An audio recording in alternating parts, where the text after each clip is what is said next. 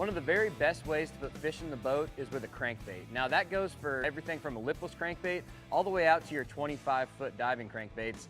And the one right here I have is kind of a mid-diver. It goes in that 15 to 20-foot range, and the rod and reel you use when cranking is extremely important.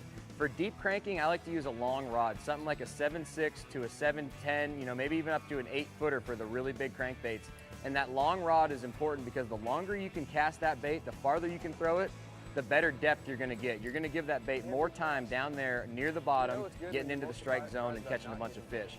Now also with that long rod, you wanna have the right reel. I like a Quantum Smoke HD, and I like the 6:6:1 gear ratio. A lot of guys used to crank with super slow reels, and for some situations, that's the right way to go. But honestly, for me, I love that 6.6. That gives me the ability to really speed that crankbait up or to really slow it down, and it catches a ton of fish. Now the final key to cranking successfully is using the right line. I like to choose anywhere from that 10 to 12 pound line.